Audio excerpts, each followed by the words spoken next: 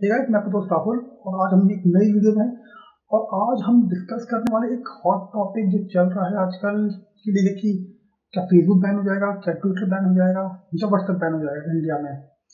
तो आज डिस्कस करेंगे कि हॉट टॉपिक कहाँ से उठा, क्यों उठा और क्या सही में आपका फेसबुक या फिर आपका व्हाट्सएप अकाउंट बैन होने वाला है या फिर क्या हो सकता है आगे। तो थोड़ा बैकग्राउंड समझ लेते हैं इसके लिए। हुआ क्या था, फरवरी के अराउंड 25 फरवरी इंडियन गवर्नमेंट ने एक नया रूल लेके आए थे। न्यू आईटी रूल है 2021 का।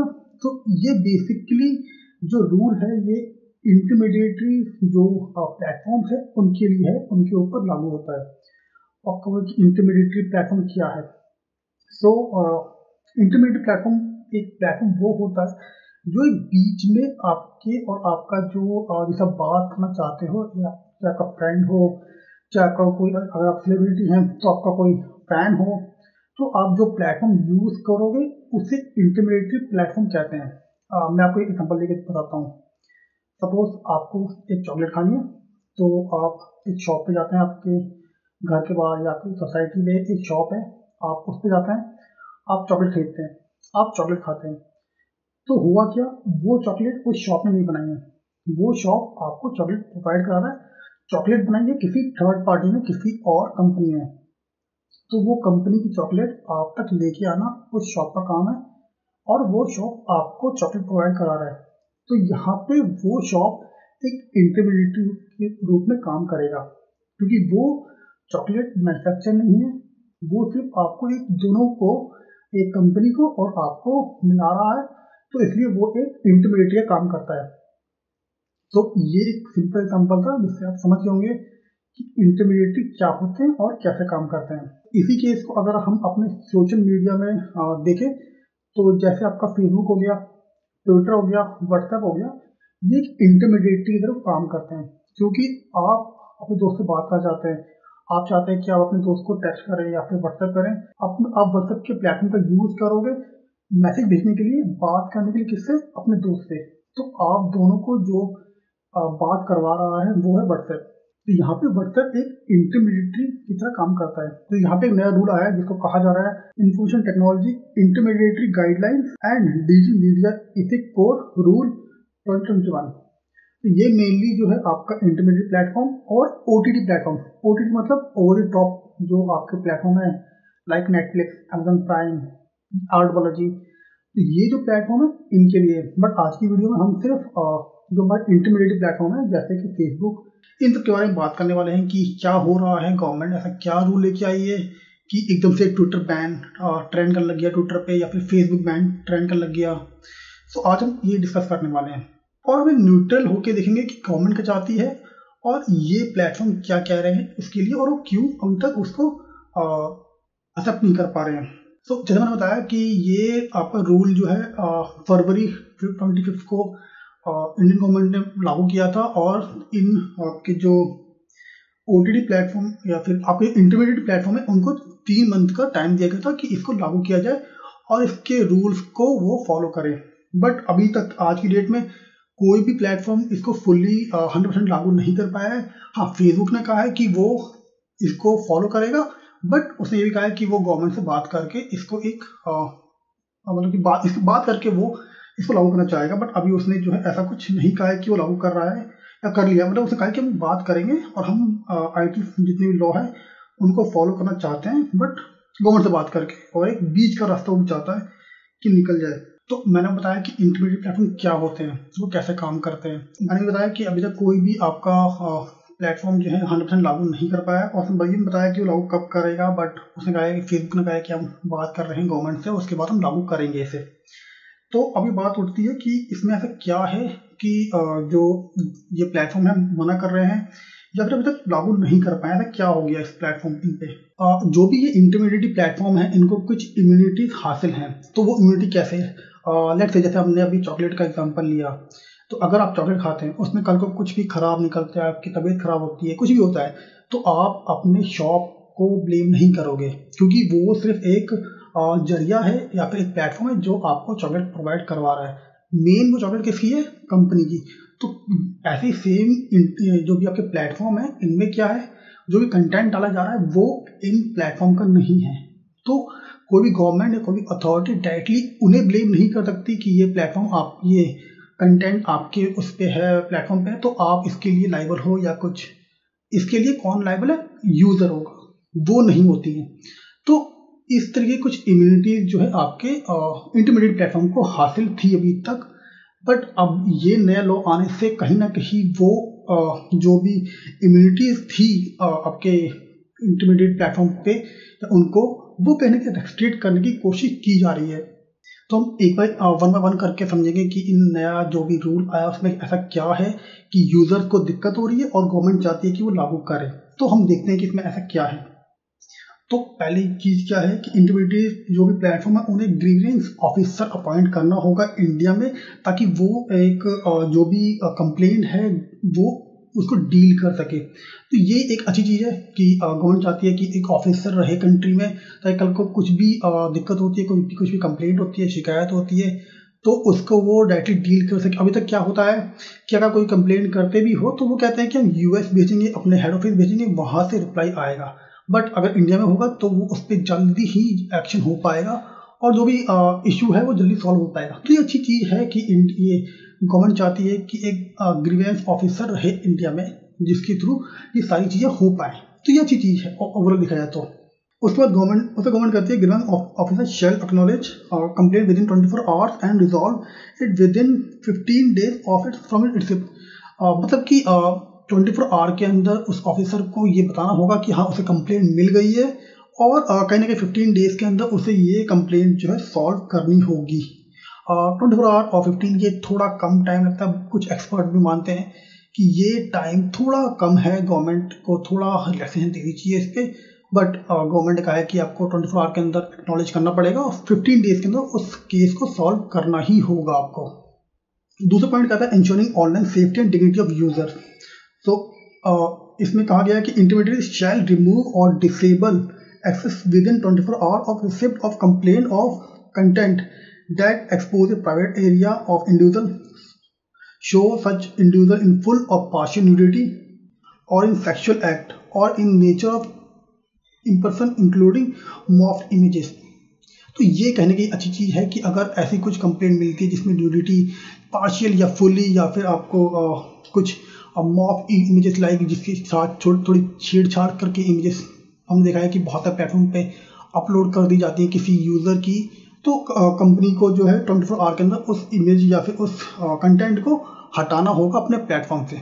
तो ये भी एक अच्छी चीज़ है कि गवर्नमेंट चाहती है कि जल्द ही इन सब चीज़ों पे जो न्यूडिटी हो गई या फिर कोई भी तरह इस तरह का जो भी है कंटेंट है उसको जल्दी हटा ली जाए। तो ये अच्छी चीज़ है।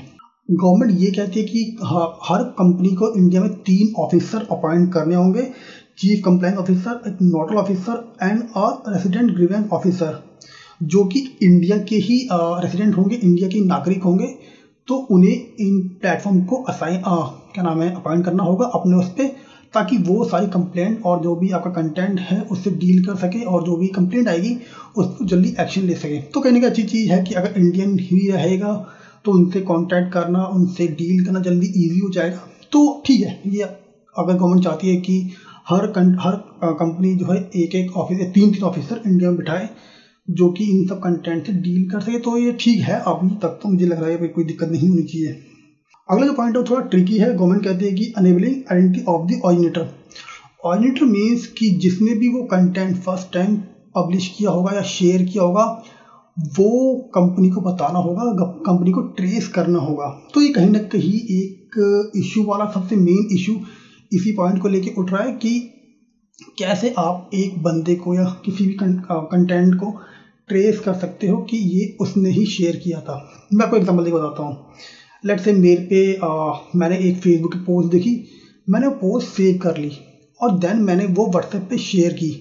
तो मैं उसका ऑरिजिनेटर नहीं हूँ उस कंटेंट का, वो कंटेंट मैंने कहीं से लिया है, देन मैंने व्हाट्सएप पे शेयर किया है। व्हाट्सएप के लिए मैं उसका ऑरिजिनेटर हो सकता हूँ क्योंकि वो पहला मेरी तरफ से शेयर किया गया, बट एक्चुअल में उसका ऑरिजिनेटर मैं नहीं हूँ क्योंकि मैंने वो कहीं और से लिया है, कहीं से कॉपी पेस्ट भी कर सकता हूँ मैं।